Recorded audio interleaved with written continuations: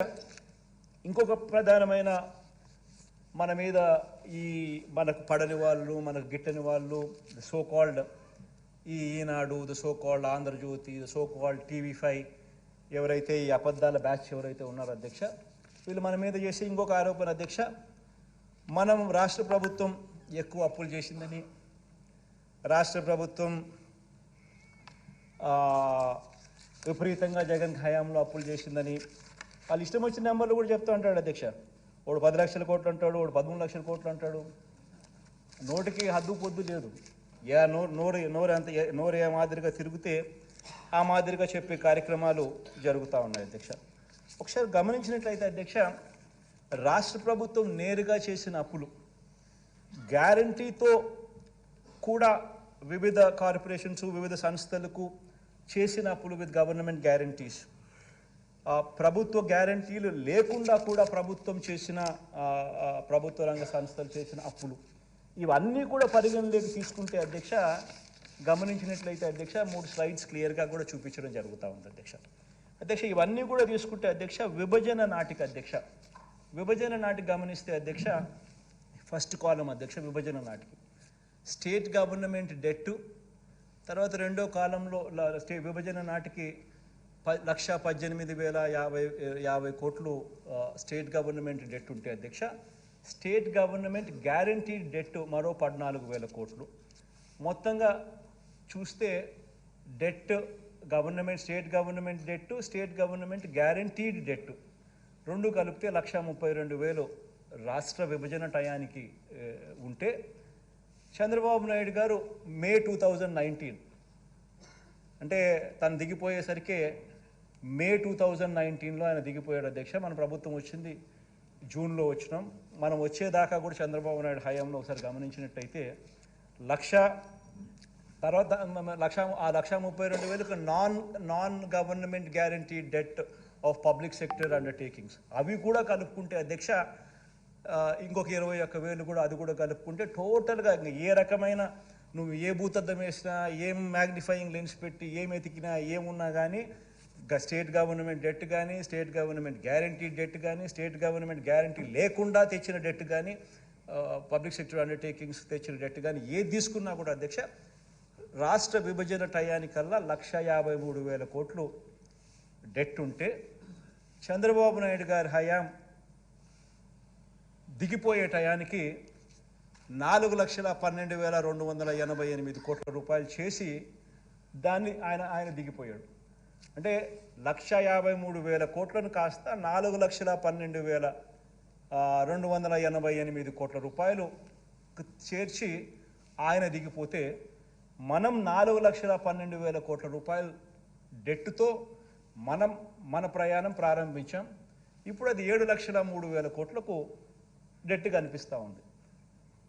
ఒకసారి ఈ compounded annual growth rate ఒకసారి గమనించినట్టయితే అధ్యక్ష, డెట్లో ఎవరెవరి హయాంలో ఎంత గ్రోత్ రేట్ నమోదైందని చూస్తే, total growth rate and debt చూస్తే ఈ 1,53,000 కోట్లు కాస్త 4,12,000 కోట్లు కావడం అంటే, చంద్రబాబు నాయుడు హయాంలో సంవత్సరానికి గ్రోత్ రేట్ 21.87% పెరుగుదల ఉంటే, మన హయాంలోకి వచ్చేసరికి కేవలం 12.13% మాత్రమే పెరుగుదల కనిపిస్తూ ఉంది. పైగా అధ్యక్ష చంద్రబాబు నాయుడు టైంలో బటన్లు లేవు, స్కీములు లేవు, మంచి చేసిన పరిస్థితి లేదు, మంచి చేసిన చరిత్ర లేదు. కేవలం అప్పుడు ఉండింది డిపిటి, దోచుకో పంచుకో తినుకో. ఒక ఈనాడుకింత, ఒక ఆంధ్రజ్యోతికింత, ఒక టీవీ5కింత, ఇంకొక దత్తపుత్రుడికింత, ఈయన ఇంత, జన్మభూమి కమిటీలు ఇంతే. ఈ నీళ్ళు మొత్తం పంచుకునే కార్యక్రమం తప్ప ఎక్కడా కూడా బటన్ నొక్కడం కానీ, ప్రజలకు పేదవాళ్ళకు పోవడం కానీ, అక్కచెల్లెమ్మలు ఖాతాల్లోకి వెళ్ళడం కానీ ఎక్కడా జరగలేదు. ఏ అవ్వాతాత కూడా సంతోషంగా లేదు. మన హయాంలో అధ్యక్ష కోవిడ్, ఇంతకుముందు నేను చెప్పినా కదా అధ్యక్ష, ఎటువంటి పరిస్థితుల్లో మనం వచ్చినామని చెప్పి. కోవిడ్ వల్ల ఆదాయాలు తగ్గినాయి.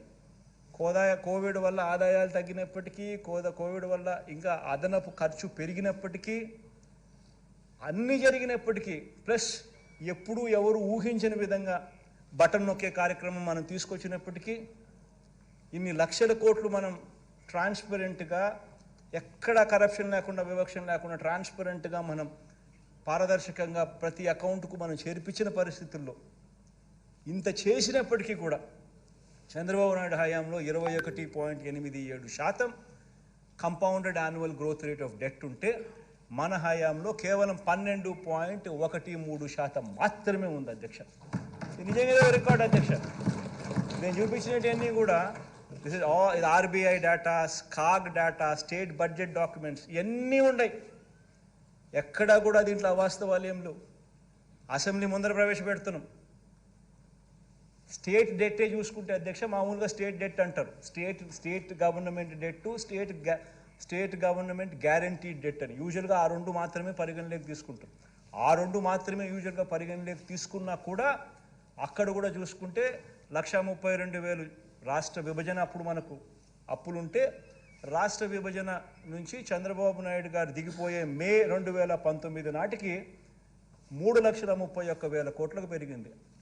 అంటే 20.17% కంపౌండెడ్ యాన్యువల్ గ్రోత్ రేట్ అయితే మన హయాంలో అదే చంద్రబాబు నాయుడు గారి పీరియడ్కు మన హయాంకు ఒకసారి గమనించినట్టయితే పెరుగుదల కేవలం 14.94% మాత్రమే పెరుగుదల కనిపించే పరిస్థితి మనకు కనిపిస్తూ ఉంది అధ్యక్ష. ఇక్కడ మరో విషయం ఏమిటంటే అధ్యక్ష, రాష్ట్ర ప్రభుత్వం అధ్యక్ష గత 5 సంవత్సరాల అధ్యక్ష కేంద్ర ఆర్థిక సంఘం సూచించిన పరిమితిని అధ్యక్ష మించి చేసిన అప్పులు. ఇది కూడా మనం ఏందంటారా, ఇది కూడా ఈ గిట్టని వాళ్ళందరూ కూడా విపరీతంగా ఆయన అప్పులు చేస్తూ ఉన్నాడు, విపరీతంగా తీసుకొచ్చేస్తున్నాడు, విపరీతంగా అది తీసుకొస్తున్నాడు, ఇది తీసుకొస్తున్నాడు, ఇది చెప్పడం లేదు, అది చెప్పడం లేదు, ఇష్టం వచ్చినట్టుగా మన మీద ఆరోపణలు చేసేవాళ్ళు మాట్లాడుతాడు. ఈనాడు ఒకడు, ఆంధ్రజ్యోతి ఒకడు, ఆ TV5 ఒకడు, ఆ చంద్రబాబు నాయుడు ఒకడు. వీళ్ళు కాక సొగం తెలిసి సొగం తెలియని కొంతమంది ఆయన అనుంగ బ్యాచ్. ఇదంతా కూడా ఈ కౌరవ సైన్యంలో భాగస్తులుగా వీళ్ళంతా మిగతా వాళ్ళు కూడా మాట్లాడుతుంటారు అధ్యక్ష. ఇక్కడ గమనించినట్టయితే అధ్యక్ష, తెలుగుదేశం ప్రభుత్వం హయాంలో అధ్యక్ష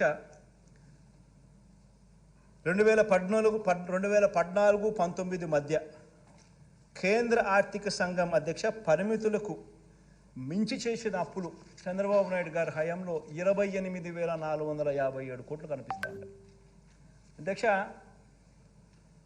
మీరు గమనించినట్లయితే ఫిజికల్ డెఫిసిట్ అంటే రాష్ట్ర ప్రభుత్వం తీసుకొచ్చిన అప్పులు.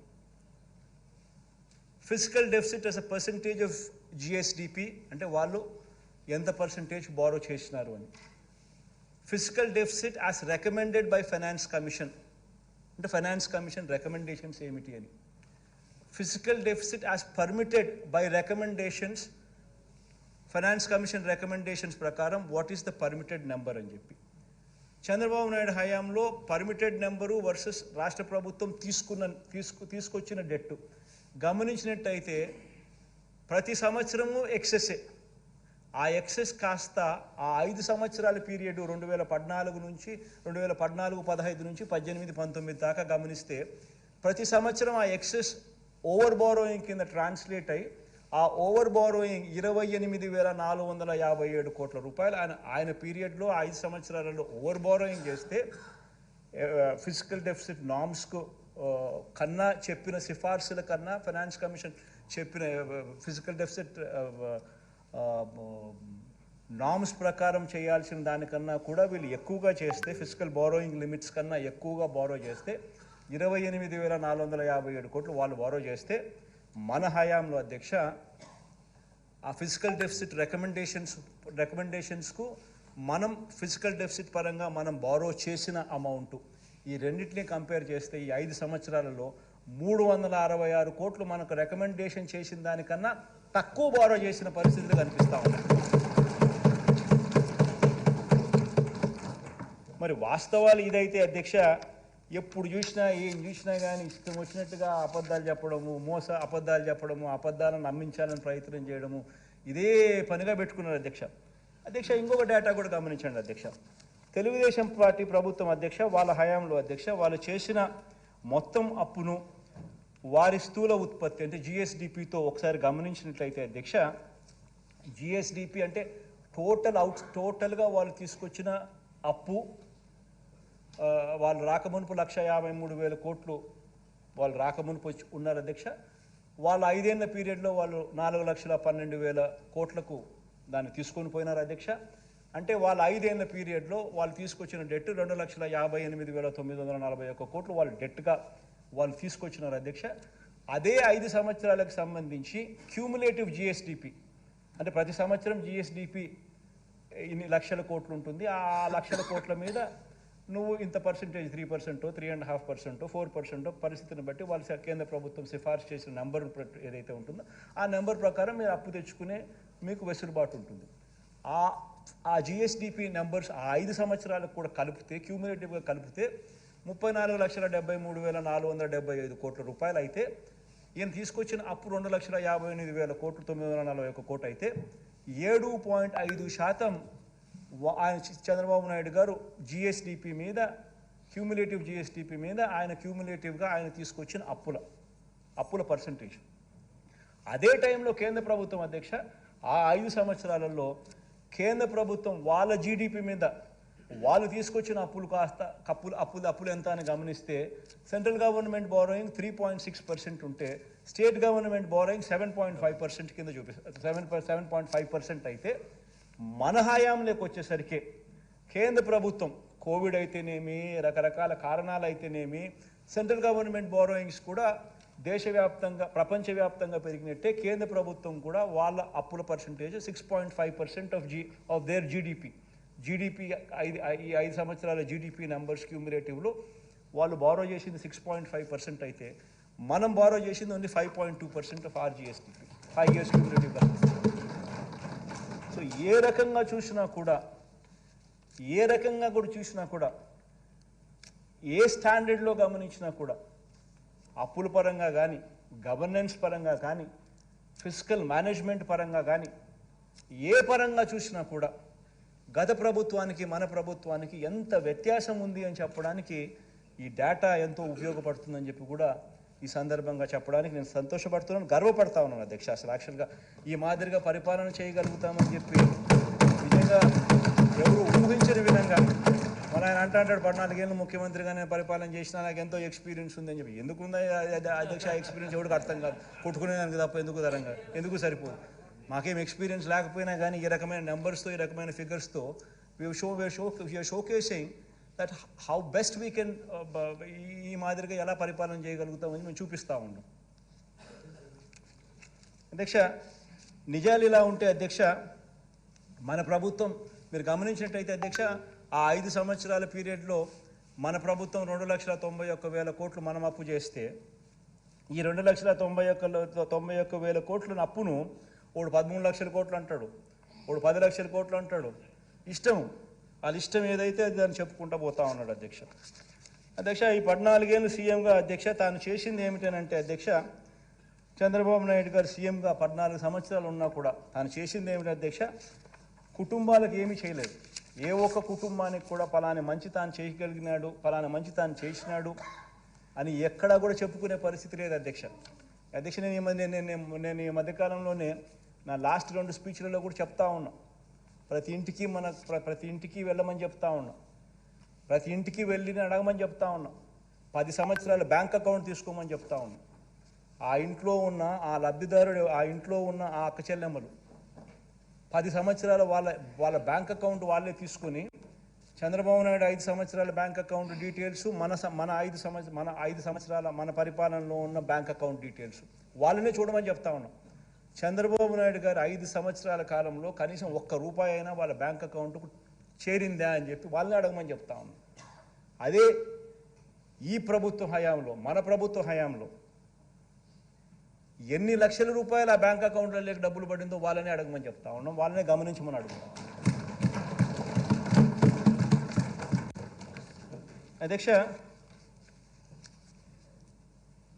బాబు చేసిన ఆ అప్పుల్లో అధ్యక్ష మరి అదే రాష్ట్రం అదే బడ్జెట్ కేవలం మారిందల్లా ఒక ముఖ్యమంత్రి మాత్రమే మారాడు అధ్యక్ష. మరి అదే రాష్ట్రం అదే బడ్జెట్ అయినప్పుడు కేవలం మారిందల్లా ఒక ముఖ్యమంత్రి మాత్రమే మార్పు మాత్రమే జరిగినప్పుడు అప్పుల గ్రోత్ రేటు కూడా అప్పటికంటే ఇప్పుడు తక్కువ ఉన్నప్పుడు మరి ఎందుకు ఈ ప్రభుత్వ హయాంలో ఎందుకు ఈ మాదిరిగా ప్రతి అక్కచెల్లెమ్మ కుటుంబానికి ఇంత మంచి జరిగింది? ఎందుకు గత 5 సంవత్సరాల్లో చంద్రబాబు నాయుడు గారి హయాంలో మనకన్నా ఎక్కువ అప్పులు చేసి కూడా, గ్రోత్ రేట్ ఆఫ్ అప్పులు మనకన్నా కూడా ఎక్కువ చేసి కూడా ఎందుకు చంద్రబాబు నాయుడు గారు చేయలేకపోయారు అని చెప్పి ప్రతి ఒక్కరూ కూడా ఆలోచన చేయాలని చెప్పి ఈ సభ ద్వారా ప్రజలందరినీ కూడా కోరుతా ఉన్నారు అధ్యక్ష. ఆ డబ్బులన్నీ ఎవరి జోబీలోకి పోయాయి అని చెప్పి కూడా ప్రజలందరూ ఆలోచన చేయాలి అధ్యక్ష. ఈరోజు నేను గర్వంగా కూడా చెప్తా ఉన్నాను, ఆధార్ నెంబర్తో సహా బ్యాంక్ అకౌంట్ డీటెయిల్స్ సహా చెప్తా ఉన్నాను. 2,55,000 కోట్ల రూపాయలు ఎవరెవరికి ఇచ్చినాము, ఏ ఆధార్ నెంబరు, ఏం బ్యాంక్ అకౌంటు, ఏం డీటెయిల్స్ అని చెప్పగలుగుతా ఉన్నాం. మరి చంద్రబాబు నాయుడు గారి హయాంలో ఎందుకు చేయలేకపోయాడు? ఈ డబ్బులన్నీ ఎవరి జోబీ లేకపోయాయి? ఈనాడికి ఎంత పోయింది, ఆంధ్రజ్యోతికి ఎంత పోయింది, TV5కి ఎంత పోయింది, చంద్రబాబుకి ఎంత పోయింది, జన్మభూమి కమిటీస్కి ఎంత పోయింది, దత్తపుత్రుడికి ఎంత ఇచ్చినాడు?